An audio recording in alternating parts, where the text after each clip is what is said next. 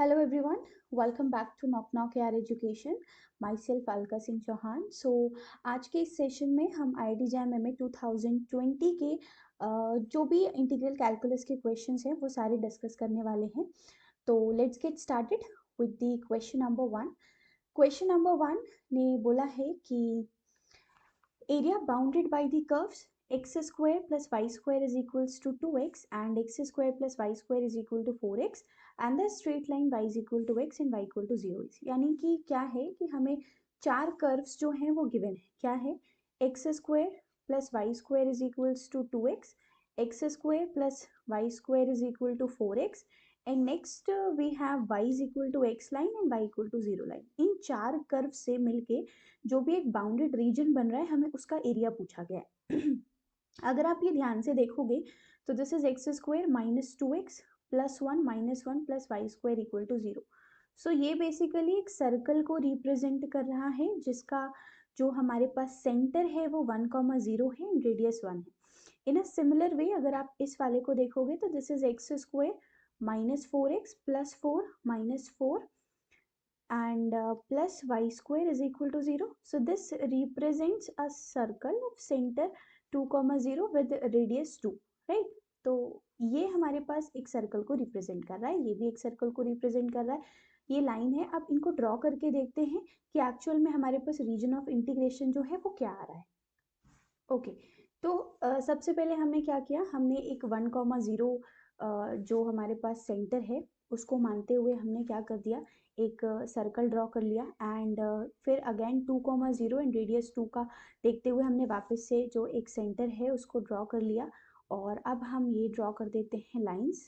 ठीक है, ये रही हमारे पास लाइंस. तो ये जो है ये हमारे पास 1,0 पॉइंट है and this is our 2,0 point. अब क्योंकि इसकी रेडियस 2 थी तो ये 4,0 होगा. अब एक और लाइन बोली है y is equal to x, वो ये लाइन होगी y is equal to x and ये रहा y इक्वल टू 0. ठीक है, अब आई होप सबको समझ आ गया होगा कि हमारे पास यहाँ पे ये है सर्कल जो जिसका रेडियस जो है वो 2 है और सेंटर जो है वो 2,0 है. और ये रहा वो वाला सर्कल जिसका रेडियस 1 है, सेंटर 1,0 है. और y equal to x line, y equal to चारों से बाउंड होने वाला जो रीजन है वो हमें ये दिख रहा है. आई होप सबको क्लियर है कि this is our region of integration, यानी कि this is the area which we need to calculate. ठीक है, इस रीजन का हमें एरिया निकालना है. तो सबसे पहली बात कि हमें पता है कि जो एरिया का फॉर्मूला होता है वो होता है डबल इंटीग्रेशन dx dy, जिसको हम जो भी रीजन है अपने पास, and this is basically R D R D theta, क्योंकि मैं इसको पोलर फॉर्म में कन्वर्ट करना चाहती हूँ. अब पोलर फॉर्म में कन्वर्ट करोगे तो आप देखोगे आपके लिए काम बहुत आसान हो गया है. क्यों? क्योंकि आप देखोगे ये जो इस रीजन के लिए जो एंगल बन रहा है, क्योंकि y is equal to x line ये हमारे पास x एक्सिस के साथ π/4 का एंगल बनाती है. तो आप देखो इस पूरे रीजन में जो भी ऑरेंज वाला रीजन है हमारे पास, वहाँ पे जो थीटा की वैल्यू है वो 0 से π/4 ही है, यानी कि मुझे थीटा मिल गया है, यानी कि विच इज 0 टू π/4. अब अगर मैं r की बात करूँ, क्योंकि हमारे पास जो सर्कल है उनका सेंटर 0 0 से कहीं और शिफ्ट हो गया है और वो एक्स एक्सिस में है, तो आप सबने पढ़ा होगा r is equal to d cos theta. जब हमारे पास सर्कल एक्स एक्सिस पे होते हैं तो वहाँ पे d जो होता है वो डायमीटर ऑफ द सर्कल को रिप्रेजेंट करता है, और ये हम एक इक्वेशन लिख सकते हैं सर्कल की इन पोलर फॉर्म. तो अगर मैं ये पहले वाले सर्कल की बात करूँ जो कि मेरे पास ये लिखा है, तो r की लिमिट निकालने के लिए मैं ये एक स्ट्रिप ड्रॉ करूंगी. आप देखो ये यहाँ पे पहले वाले सर्कल के लिए r is equal to d cos theta, मतलब r is equal to 2 cos theta होगा क्योंकि डायमीटर 2 है. और इस वाले के लिए r इज इक्वल टू क्या होगा हमारे पास, डायमीटर इसकी कितनी है 4, तो दिस इज 4 कॉस थीटा. तो r की भी लिमिट आ गई ना हमारे पास, लेफ्ट टू टू राइट जाने पे क्या आ गई, r की लिमिट 2 कॉस थीटा से r varies between 4 cos theta. और बस अब हमें यहाँ पे ये लिमिट ही लगा देनी थी और कुछ नहीं करना था, और लिमिट लगाते ही हम आंसर तक पहुंच जाते हैं 0 से π/4. सबसे पहले हम क्या करते हैं, r के रिस्पेक्ट में करते हैं इंटीग्रेशन. तो दिस इज 0 टू π/4 और ये आया हमारे पास r²/2. Then this is 2 cos theta से 4 cos theta and this is d theta. So 0 to π/4, this is 1/2 and this is 16 cos square theta minus 4 cos square theta d theta. तो ये क्या आ गया हमारे पास 12, यानी 6 times 0 to π/4, this is cos square theta d theta. Now what you need to do is that you just convert this in the formula of 1 plus cos 2 theta by 2, ताकि हम इसको integrate कर पाएँ इजीली। और अब क्या करना है आपको, ये 2 आ गया, 1 को करोगे theta and then cos 2 theta का sin 2 theta by 2, 0 to pi by 4 limit. ठीक है, ये आया 3, आपने थीटा पे लिमिट लगाई पाई बाई 4 माइनस 0 प्लस। अब आप यहाँ देखो, जब आप थीटा की लिमिट पाई बाई 4 बनाओगे तो ये क्या बनेगा हमारे पास, this will be sine pi by 2, और साइन पाई बाई 2 1 होता है, और ऑलरेडी यहाँ पे 2 आ रहा है हमारे पास, वो रख दो आप। और फिर जब आपने यहाँ पे थीटा की वैल्यू 0 रखी, साइन 0 0 ये आ जाएगा हमारे पास। तो ओवरऑल हमें वैल्यू क्या मिल रही है, 3 times pi by 4 plus 1 by 2। देखते हैं हमारे पास यहाँ पे ऑप्शंस क्या आगे मैंने, 3 times pi by 4 plus 1 by 2 है, मतलब ये तो अपना ऑप्शन नहीं हो सकता। ये बी वाला देखो आप, 3 times pi by 4 plus 1 by 2, बाकी भी सारे गलत है। तो ये प्रॉब्लम जो था वो सेक्शन ए में आया था, 2 मार्क्स में एमसीक्यू टाइप क्वेश्चंस में। बस आपको यहाँ पे लिमिट्स का ख्याल रखना था कि आपका जो सर्कल है उसने 0 0 से सेंटर कहीं और शिफ्ट कर लिया और वो एक्स एक्सिस पे है।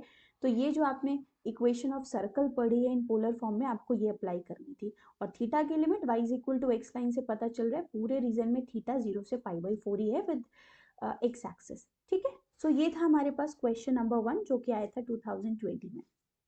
कमिंग टू क्वेश्चन नंबर 2, आपको पूछी गई है value of the triple integral, और वो ट्रिपल इंटीग्रल क्या है, x square plus 1 y D x D Y d z, और आपको रीजन दे रखा है, रीजन क्या दे रखा है, x square plus y square less than equal to 1 where z varies between 0 to 2। तो अब ऑब्वियस ही बात है, बहुत सिंपल सा है ये problem.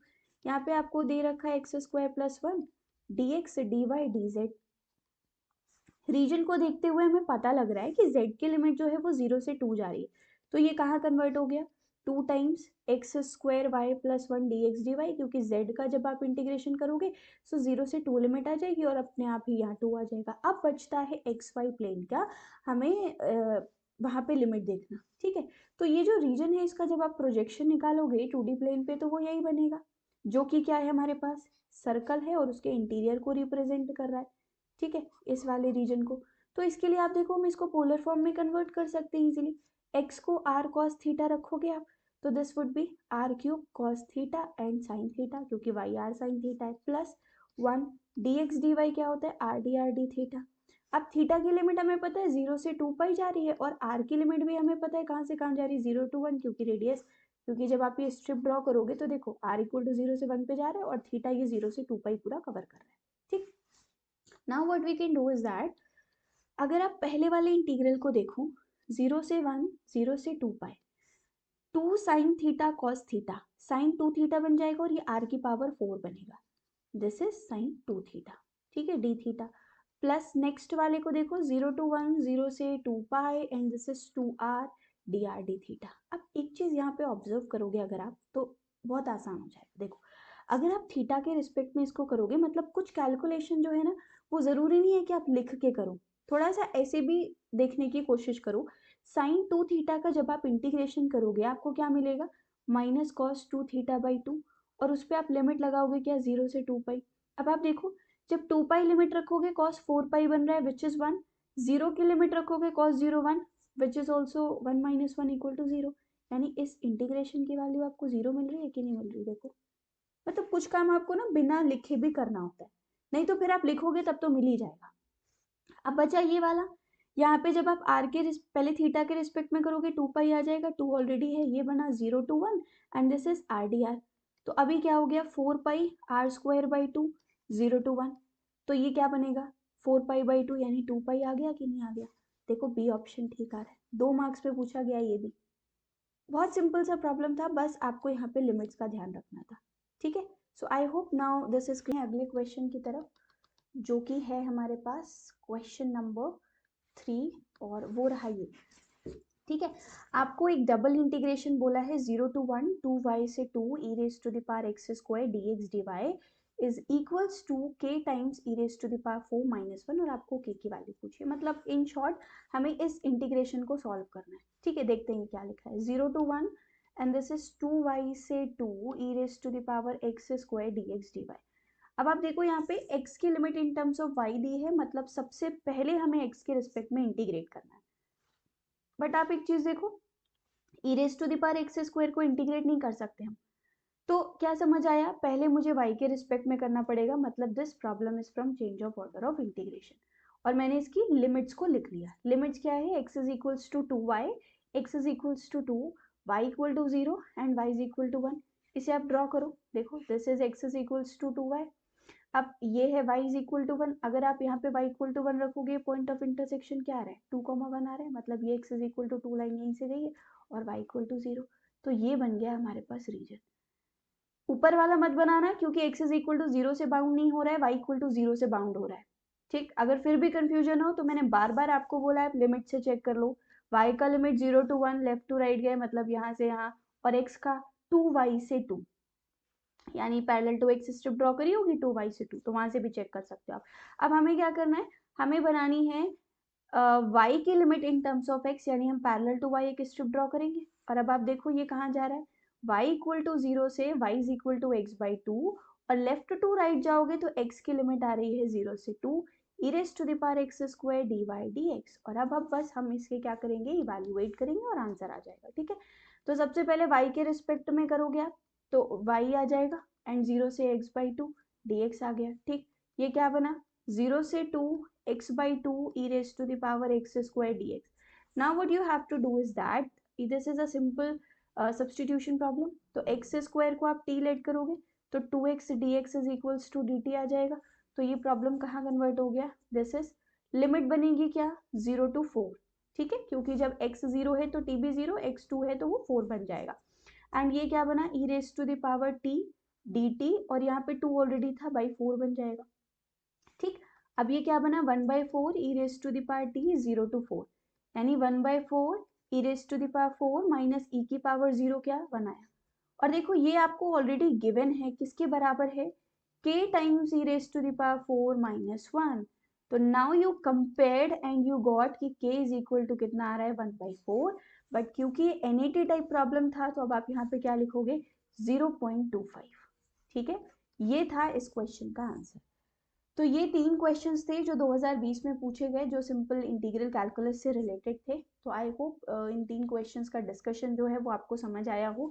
In case you face any problem you can let me know in the comment box, and please share this video with all the students who really need such kind of discussions. उनको PYQ solve करने में थोड़ी सी problem आ रही है तो उनके साथ आप इसको शेयर कर सकते हो।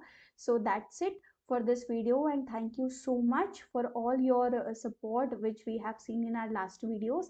So thank you so much, and subscribe to the channel for such kind of more videos। और अभी आपके पास बहुत जल्दी जल्दी videos आ रहे हैं तो सारे videos को आप देख लो, and in case कोई problem हो do let us know in the comment box. Okay, thank you.